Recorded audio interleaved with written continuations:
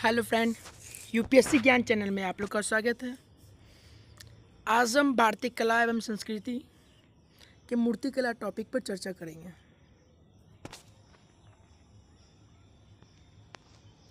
मूर्तिकला के अंतर्गत हम लोग गांधार कला शैली, मथुरा कला शैली, अमरावती कला शैली, पाल मूर्ति कला शैली को पढ़ेंगे। आइए जानते हैं गांधार कला शैली के बारे में। आधुनिक पेशावर और अफगानिस्तान के निकट पंजाब की पश्चिमी सीमाओं से संलग्न हिस्से में इसका विकास हुआ। प्राचीन काल में इंडो ग्रीक, शक, कुषाण जैसे विदेशी वंशों का शासन स्थापित हुआ। फलस्वरूप मिलीजुली संस्कृति का विकास हुआ। गांधार कला हेलेनिस्टिक कला का प्रतिनिधित्व करती है। इसे भारतीय यूनानी कला के रूप में भी जाना जाता है। प्रारंभ में नीले, धूसर, बलुआ प्रस्तर का उपयोग, बाद की अवधि में मिट्टी और प्लास्टर का उपयोग किया गया। लहराते बालों के साथ बुद्ध को आध्यात्मिक मुद्रा में दिखाया गया। उन्होंने कम आभूषण धारण किए हैं और योगी मुद्रा में बैठे हैं। कुषाण शासकों का संरक्षण प्राप्त था। गांधार कला यथार्थवादी है। इसमें मानव शरीर एवं संरचना का स्पष्ट अंकन किया गया है। प्रमुख केंद्र तक्षशिला, जलालाबाद, बामियान, अड्डा है। हम पिक्चर के माध्यम से भी समझेंगे, पहले इसे विस्तार में समझते हैं। देखिए, इसे हेलेनिस्टिक कला क्यों कहा जाता है। हेलेनिक यूनानी कला था, और वो यूनानी कला कोई अन्य कला से जब मिलता है, कोई अन्य क्षेत्र विशेष का प्रभाव जो पड़ता है, तो वो हेलेनिस्टिक कला हो जाता है। जैसे यूनानी और भारत का प्रभाव, तो इसे भारतीय यूनानी भी कहते हैं इसलिए। ओके, और इसमें यूनानी कला में क्या था, विशेषकर मानवीय शारीरिक अंगों पर ज़्यादा ध्यान दिया जाता था। मतलब उत्कृष्टता अच्छे से था। उनके जो मूर्ति बनाते थे उसमें पारदर्शिता दिखता था, और नग्न मूर्तियां भी देखा जाता है उनमें। जहाँ तक ये बात है, ये आदर्शवादी नहीं, मतलब यथार्थवादी था, मतलब रियलिस्टिक था ये कला। साथ ही इसका केंद्र जो है ना, आपका ये गांधार क्षेत्र में, जो अफगानिस्तान है, तक्षशिला है, जलालाबाद है, बामियान है, अड्डा, इस क्षेत्र में इसका ज़्यादा ही देखा गया है विकास। देखिए पिक्चर है इसका, ये गांधार शैली की मूर्तियों की पिक्चर, ये तीनों।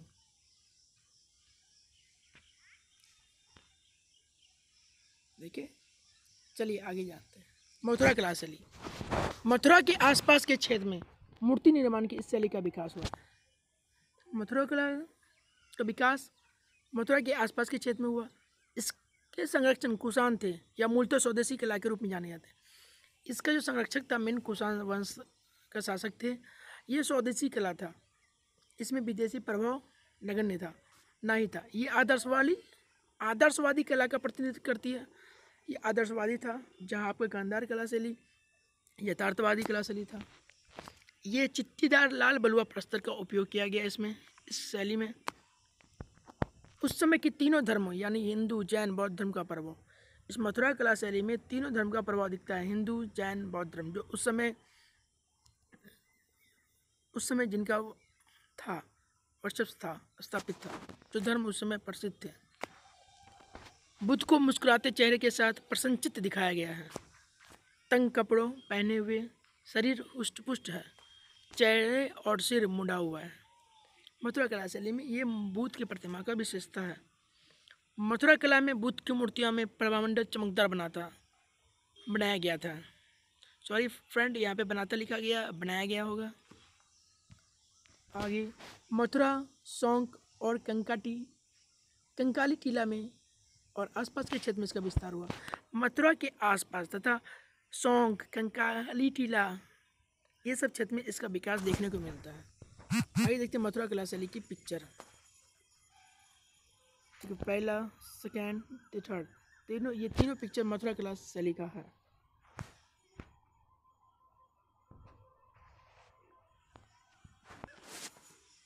आइए जानते हैं अमरावती मूर्तिकला शैली। यह शैली भी स्वदेशी रूप से विकसित हुई है और बाह्य संस्कृतियों से प्रभावित नहीं थी। ये भी स्वदेशी है, जैसे आपका मथुरा, देखिए आपका गांधार में क्या था, विदेशी प्रभाव था, लेकिन अमरावती और मथुरा में विदेशी प्रभाव नहीं दिखाया जाता है। ये अमरावती मूर्तिकला शैली का विकास कृष्ण गोदावरी घाटी के आसपास क्षेत्र में हुआ था। इसके संरक्षक सातवाहन वंश और इक्ष्वाकु इक्ष्वाकु वंश के शासक थे। मूर्ति निर्माण में सफ़ेद संगमरमर का उपयोग मुख्य रूप से बौद्ध प्रभाव। इसमें जो मूर्ति निर्माण किया गया इस किला शैली में, तो उसमें सफ़ेद संगमरमर का प्रयोग किया गया है। इसमें भी बौद्ध प्रभाव ज़्यादा दिखता है। अमरावती स्तूप में बुद्ध के जीवन की घटनाओं एवं जातक कथाओं में वर्णित घटनाओं को उबारदार शैली में अंकित किया गया है।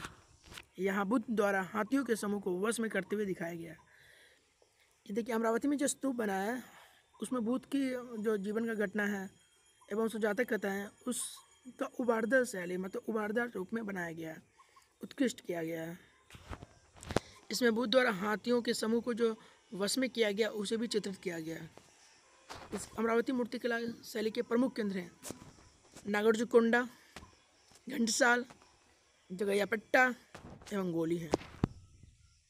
आगे देखते हैं अमरावती मूर्तिकला के चित्र।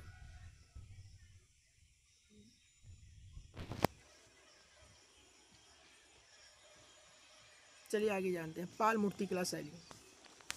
बंगाल के पाल शासकों के अंतर्गत इस शैली का विकास हुआ। इसमें मुख्यतः कांसे और पत्थर से मूर्तियां बनाई जाती थी। मूर्तियों को प्राय आभूषणों से ढक लिया जाता था। इसमें ब्राह्मण एवं बौद्ध धर्म से संबंधित मूर्तियां बनाई गई। देखिए, इस पर ध्यान देने योग्य बात है, इसमें ब्राह्मण एवं बौद्ध धर्म से संबंधित मूर्तियां बनाई गई। इसमें न वैष्णव न जैन धर्म से संबंधित मूर्तियां नहीं बनाई गई। इसमें अलंकरण ज़्यादा, आभूषणों का ज़्यादा प्रयोग किया, उससे क्या होता था मूर्ति ढक गया। देखिए, आपको पिक्चर के माध्यम से समझ सकते हैं कि कितना ही आभूषण का प्रयोग किया गया है। इसमें जो मूर्तियाँ बनती थी मुख्यतः कांसे और पत्थर का उपयोग किया जाता था। और ज़्यादा विकास इसका जो हुआ है बंगाल के पाल शासकों के द्वारा ही अत्यधिक विकास देखने को मिला है। तो फ्रेंड, कला एवं संस्कृति के अन्य टॉपिक को जानने के लिए हमारे चैनल को सब्सक्राइब करें और ज़्यादा से ज़्यादा शेयर करें। Thank you friend.